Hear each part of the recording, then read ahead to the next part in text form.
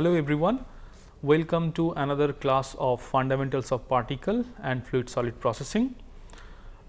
Today we will look into the other aspect of fluid particle mechanics, that is the motion of particle in fluid.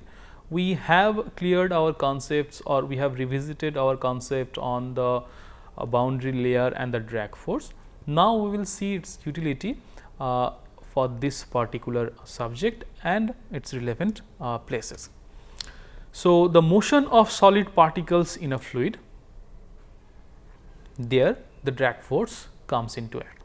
Now, the drag force in creeping motion or the creeping flow, we know now what is creeping motion between a rigid sphere of a diameter x and the fluid of infinite extent. That means, let us say there is no effect of boundary wall. Okay. Say there is 1 meter column of some water conservation size or the pot, and a sand particle of 2 millimeter is falling there. So, basically the size comparison between the object that is falling on this pool of liquid where it is content. So, that comparison is very low. Okay. So, in that case we can say that there is no effect of boundary wall or the fluid is of infinite extent. So, in such case the pressure drag force is pi x mu u. Okay. The u is the velocity that is falling. The shear stress drag, we this is the thing that we have seen, the 2 pi x mu u, this is the shear stress drag, and so the total drag force that resists the motion of this object while falling, okay, in a stationary liquid or stationary fluid is basically F d, which is the shear drag force plus this pressure drag force, and is 3 pi x mu u, which is basically the Stokes law that we have seen, or we in fact this one we have derived in one of the examples when we have solved this, where u is the relative velocity between the object and the fluid media. So, this Stokes law gives the drag force on a single particle, okay, with a relative velocity u of diameter x. Okay. So, why such thing is important? Because we have discussed it that when we try to separate, let us say, multiple particles, okay, by its size, okay, we will see that it settles different particles of different sizes settles at a different rate. Okay. Now, based on that we can have size separation of several particles. So, for that we have to understand that how much drag was acting on those particles.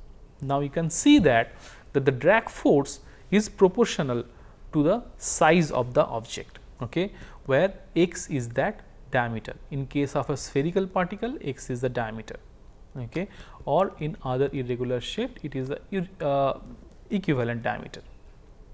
Okay. Mu is the viscosity of the fluid, u, as I said, it is the relative velocity.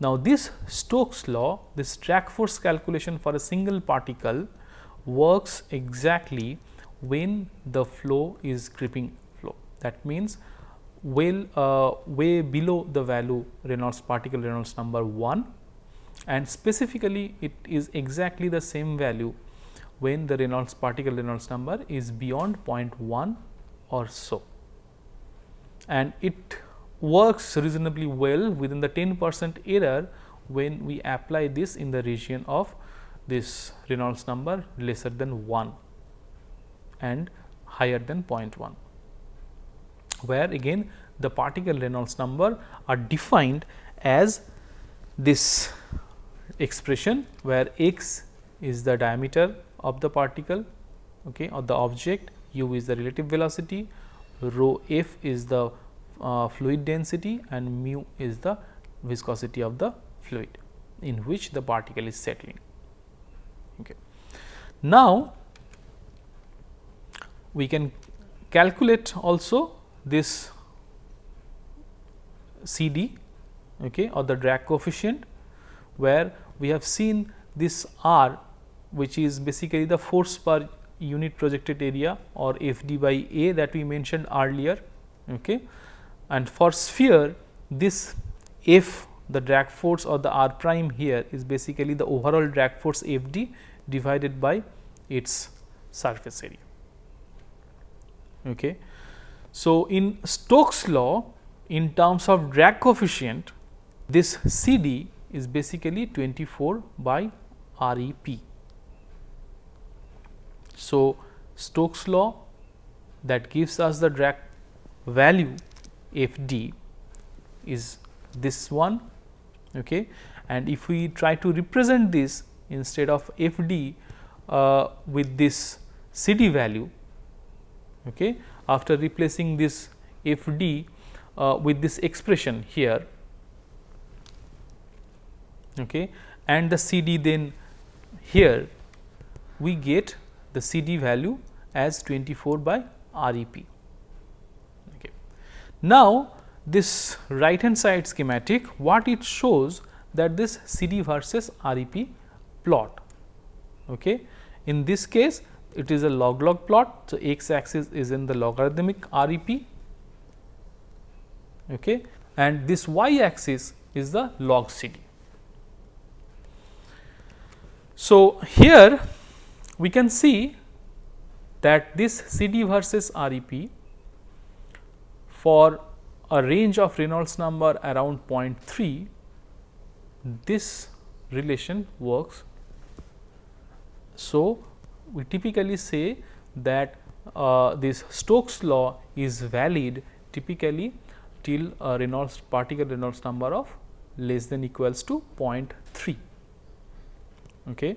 So, you can ask that what is this value that I have mentioned here? It is the particle Reynolds number. If it is below 0.1, then definitely this solution gives the exact value. In this range, it gives the exact value of this drag force.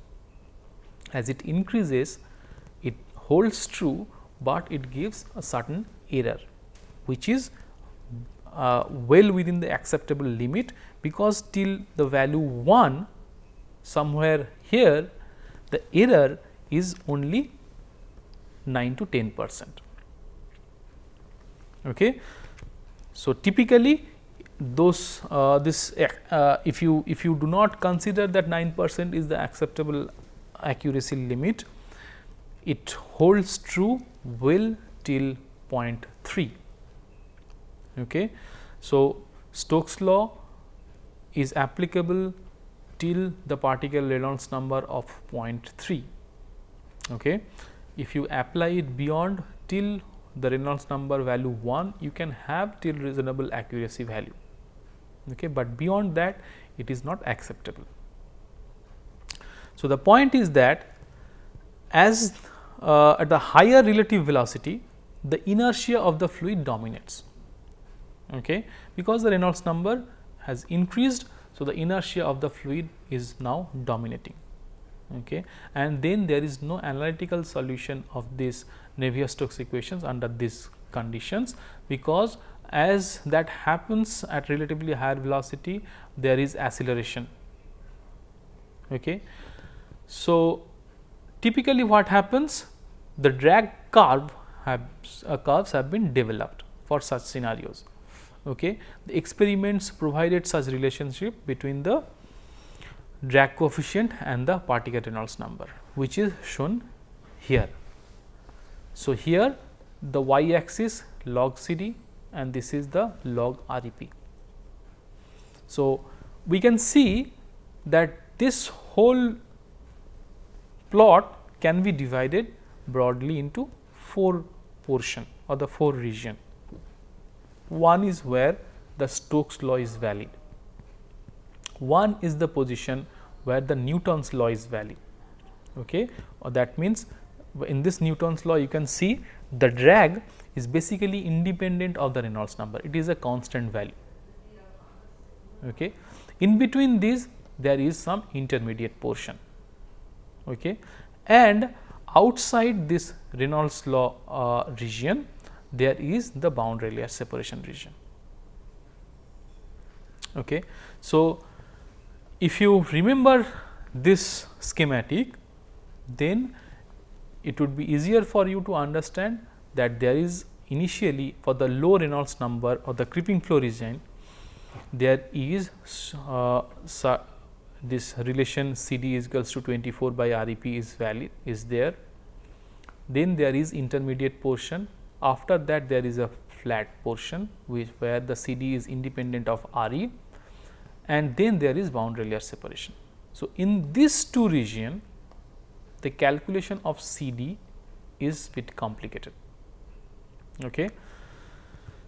We see that for this Stokes region, when this R E P is less than 0.3, we have the C D value 24 by R E P. In the Newton's region, we have numerically equals to 0.44 the C D value, which is pretty much constant, and this range of the R E P that we say is in the Newton's region is this kind of a value. Now, we can see that once it crosses such numbers 10 to the power 5, 10 to the power 5 into 10 to the power 5, then that critical Reynolds number has been achieved and it becomes turbulent, and all these things of flow separations and all these things happens. Okay. Boundary layer separation happens.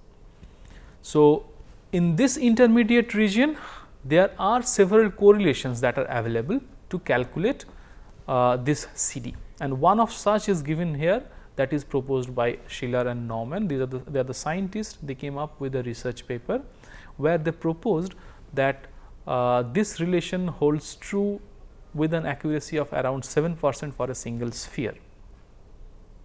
Okay. For the entire range, if this Hyder and Levenspiel also tried to contribute or to come up with the overall relation for this entire range, and that has a kind of complex formation or the form these relations. These relations you need not remember. Okay. This is to show that how this complicated, these are basically the empirical relations. After doing several experiments, they come up with such fitting parameters to fit the C D versus R E P relation. Okay. So, I hope it is now clear that in this 4 region, Stokes region, intermediate, Newton's region and the boundary layer separation, we have a clear idea about this region and Stokes law and the Newton's law region, what is the C D value and what are the types of this overall entire region and the intermediate region, how the relations between the C D and R E P. Okay. Now, when there is a particle that is falling from rest in a fluid, okay, typically this is the force balance. Okay, that is the gravitational force minus buoyancy force minus drag force is the acceleration force. So, initially it experiences high acceleration as the shear stress drag is small, okay, or as a lower value, because this shear stress drag increases with the relative velocity. Now, as the particle accelerates, okay, so the scenario is that there is a pool of liquid, you just drop a particle in that pool of liquid. So, initially that particle will accelerate, okay, will attain a high velocity and then that velocity is maintained. Okay. So, there is a force balance that is attained when the acceleration is 0, okay, and at that time it attains a maximum or the terminal velocity, we call it as a single particle terminal velocity, at which it will now settle. So, for spherical particle, then this force balance this gravity minus buoyancy minus drag is equals to 0 when there is no acceleration, this balance will give us the terminal velocity value. Okay. So, here a spherical particle having diameter x is, this is the gravitational force, this is the buoyancy force, where rho f is the fluid density where it is falling, rho p is the particle density, okay, and this is the drag force on the projected area of the sphere. Okay. So, this is how we are applying our previous knowledge in this calculation. Okay. And in fact, such balance we have seen earlier in our solution of the drag force problems. Okay. And here again the CD we have seen as this expression, that is the force per unit area divided by the half rho f u square. Okay. If we now replace this r prime in this expression with the CD, okay, that comes from this expression. Okay. We have this whole equation, fine, and now we term this u as ut, because this is the single particle terminal velocity when the acceleration is 0, and this is the maximum velocity with which the particle will settle. Okay. So, if we now rearrange this expression to find out the CD, it gives this expression. What is the CD on this single particle? Okay. So, this is the relative density, density of the particle minus density of the fluid divided by the density of the fluid, 4/3 rho g multiplied by the diameter and ut square or the terminal velocity square. So, now if we know the CD, we can calculate that what is the terminal velocity. Okay. Now, to know the CD, again we have to understand what, in which regime, or region we are talking about. That means, is it in Stokes region or in Newton's law region or intermediate region. Okay. So, for Stokes law region, we know the CD value. If we equate that in this expression, we can have ut values, which is given here in a simplified manner. So, if you replace this CD value by 24 by REP, you expand that REP expression with x, rho, mu and the nu, which is the kinematic viscosity. Okay. You find that ut is deduced as x square relative density multiplied by the g divided by 18 mu. Okay. So, this is the terminal velocity in the Stokes region, which means when particle Reynolds number is less than equals to 0.3. In the Newton's law region, from the Newton's law region, as if you remember that this is 500 to 2 into 10 to the power 5, such kind of value. The CD value was 0.44. In that case, if you replace here as 0.44 and calculate ut, you find ut as 1.74 multiplied by this parameter. Now, the point you should note here is that in the Stokes law region, the terminal velocity or the velocity at which it will fall is proportionate to the particle diameter square, the square of the particle diameter or the size, and here in the Newton's law region it is root over of that particle size. Okay. Now, which means if you can create a Stokes law region, bigger particles will fall in a very fast, relatively very faster than the smaller particle. Okay. As the particles will be bigger, it will fall faster and faster, because it changes with the x square. In the intermediate region, As such, there is no correlation, but again it depends on these parameters. That is, somehow people have come up, or the researchers have come up with this kind of a parameter, that it proportionately it is proportional to the x to the power 1.1 or the diameter to the power 1.1, relative density to the power 0.7, this kind of a number, okay, which means you can understand it is difficult, and as such there is no clear cut correlations or something that is available to do that. So, there are situations that you have to calculate the terminal velocity for a known particle or the known size particle, or the other way around, that for a given terminal velocity you have to calculate the particle diameter. So, how do we do that? Because in both the cases, in these cases the flow region is not known. Okay. So, what happens if it falls in one of the region? Would you do it arbitrarily, or there is some method? The one of the method is that to calculate this term, the CD multiplied by the REP square and CD by REP. Now, these parameters has some unique benefit. For example, if there is known particle size,